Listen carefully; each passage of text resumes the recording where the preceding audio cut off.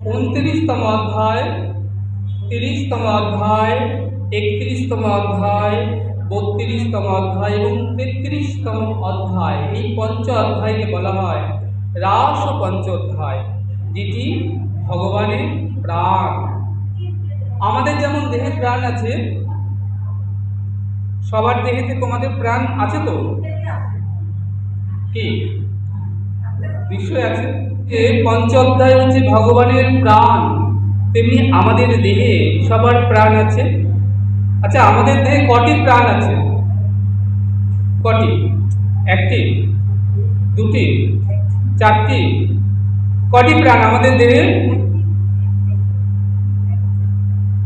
একদম এটা কি করবো, এটা লক করবো তো? একটি। সবাই কি বলছে, আমাদের দেহে কটি প্রাণ? একটি। বিলকুল গলত উত্তর, বিলকুল গলত। আমাদের দেহে 5টি প্রাণ। শ্রীমদ্ ভাগবতে যেমন 29তম অধ্যায় থেকে 33তম এই পঞ্চ অধ্যায়কে বলা হয় ভগবানের প্রাণ স্বরূপ। কারণ ভগবত তো সাক্ষাৎ শ্রী গোবিন্দ। তার মধ্যে এই যে রাস পঞ্চোধ্যায়, এটা ভগবতের প্রাণ। তাহলে আমাদের দেহ আছে পঞ্চ প্রাণ। এই পঞ্চ প্রাণ কি কি? পান, অপান, বিয়ান, উদান এবং সমান। তাহলে শ্রী ভগবানের এই যে পঞ্চ প্রাণ, এই শ্রীমদ্ ভাগবতের পঞ্চ অধ্যায়, এটাই হচ্ছে ভগবতের প্রাণ। তাই বলছেন সিদ্ধ গোস্বামী চরণ যে এই ভাগবতকে উপনিষদে বলা হয়েছে রসমূরতি। বলছেন সকালবেলা প্রত্যেক দিন যেমন সূর্য উদয় হয় পূর্ব গগনে, আবার পশ্চিম আকাশে অস্ত চলে যায়, আবার উদয় হয়, আবার অস্ত চলে যায়, এইভাবে অনাদি অনন্তকাল ধরে চলছে সূর্যের উদয় এবং অস্ত। তেমনি শ্রী ভগবান তিনি লীলাবিলাস করবার জন্য এই জগতে আসেন এবং লীলা অন্তে তিনি আবার স্বধামে ফিরে যান। সে কথা গীতা শাস্ত্রে অর্জুনকে উপলক্ষ করে বললেন, যদা যদা হি ধর্মস্য গ্লানির্ভবতি ভারত অভ্যুত্থানম অধর্মস্য তদাত্মহং সৃজাম্যহং পরিত্রাণায় সাধুনায় বিনাশায় দুষ্কৃতম ধর্ম সংস্থাপনাথায় সম্ভবামি যুগে যুগে। হে অর্জুন, হে ভারতকুল প্রদীপ, আমি যুগে যুগে আমি আবির্ভূত হই এবং লীলা অন্তে আবার আমি স্বধামে ফিরে যাই। কিন্তু ভগবান এই জগতে আবির্ভূত হলেন, হয়ে কি করলেন? ব্রজলীলা, মথুরা লীলা এবং দ্বারকা লীলা করলেন। 125 বছরের লীলা অন্তে তিনি যখন স্বধামে ফিরে যাবেন, তখন ভক্তরা ক্রন্দন করে উঠলেন, বললেন, প্রভু তুমি যদি চলে যাও জগৎ ছেড়ে, তাহলে আমরা কাকে নিয়ে থাকবো? কি নিয়ে আমরা ভজন করব? ভগবান কিন্তু ভক্তাধীশ ভগবান, তিনি আর স্বধামে ফিরে গেলেন না। তিনি কি করলেন? স্বধামে ফিরে না গিয়ে কৃষ্ণ সূর্য তিনি আবার শ্রীমদ্ ভাগবত রূপে আবার জগতে আবির্ভূত হলেন। দাপর যুগের শেষে কলির ক্রল ঘাসে যখন এই জগৎ সমাচ্ছন্ন হয়ে গেল, অন্ধকারাচ্ছন্ন হয়ে গেল, তখন ভাগবত রূপ কৃষ্ণ সূর্য এই জগতে উদিত হলেন এবং বললেন, কেউ যদি হে কলির জীব তোমরা এই ভাগবত রূপ নৌকার আশ্রয় নিতে পারো, তাহলে তোমরা এই মায়াময় দুঃখে সংসার থেকে তরে যাবে, মায়া নদী তারান্তিতে। তাই এই শ্রীমদ্ ভাগবত শুধু ভাগবত নয়, এই শ্রীমদ্ ভাগবত হলো সাক্ষাৎ শ্রী গোবিন্দ। আমরা রাসলীলায় প্রবেশ করব। বলছেন গোপীরা কৃষ্ণকে প্রতিরূপে পাওয়ার জন্য তারা 1 মাস ধরে দেবী কাত্যায়নীর ব্রত পালন করেছিলেন। এই যে এটা যেমন চলছে কার্তিক মাস, তাহলে হেমন্তের শেষে কার্তিক মাস, এরপরে অগ্রহায়ণ মাস। সমগ্র অগ্রহায়ণ মাস ধরে, 1 মাস ধরে গোপীরা কি করেছিলেন না কাত্যায়নী ব্রত করেছিলেন।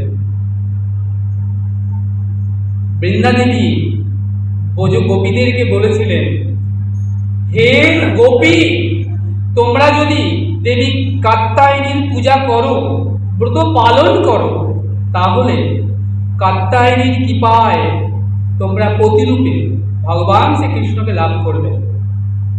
গোপীরা বললেন রাধারানীকে, রাধে চল না আমরা কাত্যায়নীর ব্রত করি। দেখো মা, রাধারানীর কিন্তু ব্রত করবার কোনো প্রয়োজন নেই, কারণ তিনি তো নিত্য কৃষ্ণ সঙ্গী, কৃষ্ণ তো তার, তিনি তো কৃষ্ণের আহ্লাদিনী শক্তি, সুতরাং তার ব্রত করবার কোনো প্রয়োজনই নাই। তবে রাধারানী সমেত ব্রজগোপীরা ব্রত কেন করেছিলেন না রাধারানী মনে মনে চিন্তা করলেন, আমি যদি এই কাত্যায়নীর ব্রত করি তাহলে আমাকে দেখে গোপীরা উৎসাহিত হবে, উদ্দীপ্ত হবে। তাদের উৎসাহ দেওয়ার জন্য রাধারানী কি করলেন না 1 মাস যাবৎ কাত্যায়নীর ব্রত পালন করলেন। যমুনা তটে বালুকা দিয়ে একটা দেবী কাত্যায়নীর মূর্তি তারা নির্মাণ করলেন। নির্মাণ করে কাত্যায়নী পুজো করলেন, 1 মাস হবিষ্যি গ্রহণ করলেন এবং প্রত্যেকে ভূমিতে শয়ন করলেন। এবং প্রত্যেকের একটাই মনোবাসনা, একটাই ইচ্ছা এবং সংকল্প মায়ের কাছে, ভগবতী কাত্যায়নী মায়ের কাছে, হে মা, আমরা 1 মাস ধরে এই যে কাত্যায়নীর ব্রত পালন করলাম, আমাদের সকলের একটাই মনোবাসনা, কৃষ্ণ যেন আমাদের পতি হয়, আমরা যেন প্রতিরূপে কৃষ্ণকে লাভ করতে পারি। আমাদের আর কোনো ইচ্ছা বা কোনো সংকল্প নাই। তারা দেবী কাত্যায়নীর কাছে এই যে ব্রত পালন করলেন, ছিল সুখদেব গোস্বামী চরণ, তিনি এখান থেকে রাসলীলা আরম্ভ করছেন। শুরু হচ্ছে মহারাস। আচ্ছা, তোমরা জানো রাস আর মহারাস এর মধ্যে পার্থক্য কি? রাস কাকে বলে আর মহারাস কাকে বলে জানো? তোমরা নিত্য ভাগবত শ্রবণ করো, নিশ্চয়ই আমার থেকে আরো অনেক বেশি তোমাদের জানার কথা, বেশি জানো। রাস আকারটা বাদ দিলে কি হয়? রস। কোন রস? কৃষ্ণ আমার রসবৈশ্য, উপনিষদ বলেছেন। সেই রসবৈশ্য গোবিন্দকে কারা লাভ করেছিলেন? ব্রজ গোপী। গোপী শব্দের অর্থ কি? গো শব্দে ইন্দ্রিয় আর পি শব্দে পিবত, অর্থাৎ পান করে। তাহলে যারা ইন্দ্রিয় দ্বারা গোবিন্দের রসকে পান করে তারাই তো গোপী। তাহলে এই যে রাস, যেখানে এক কৃষ্ণ ঘিরি ঘিরি নন্দলালা সাথে লয়ে ব্রজবালা, যেখানে এক কৃষ্ণ কোটি গোপী, তাকে বলা হয় রাস। আর যেখানে যত গোপী তত কৃষ্ণ, সেটা হয়ে যায় মহারাস। নিতাই গৌর হরি হরি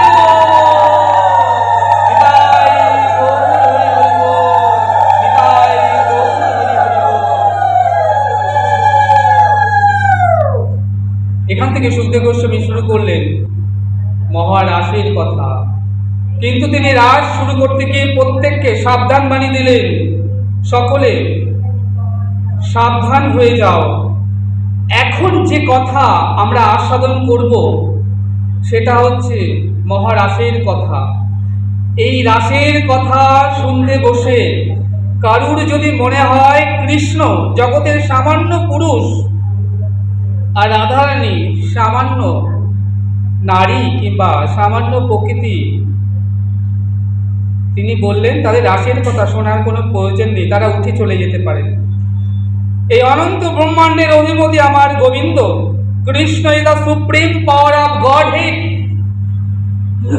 সেই আনন্দ স্কন্দ পরমানন্দ সচ্চিদানন্দ আনন্দ রসগণ বিগ্রহ, যিনি অনাদির আদি গোবিন্দ সর্বকারণ কারণম, যিনি অনাদির আদি গোবিন্দ। তোমরা আজ এখানে শুনতে বসেছো সেই অনাদি আদি অনন্ত ব্রহ্মাণ্ডের অধীশ্বরের কথা। তাই খুব সাবধান, এই কথা শুনতে বসে কারুর মনে যেন কাম ভাব কিংবা অন্য কোনো চিন্তা না আসে। তাই সুখদেব গোস্বামী শুরুতেই বললেন, ভগবান অপি তারাত্রি শারদ ফুল্ল মল্লিকা বিংশাংরান্তে মানস চক্রে যোগ মায়া মুপশ্রিতম। শ্লোকের প্রথমে সুখদেব গোস্বামী বললেন ভগবান অপি তারাত্রি। প্রথমে ভগবান শব্দটা উচ্চারণ করলেন কেন?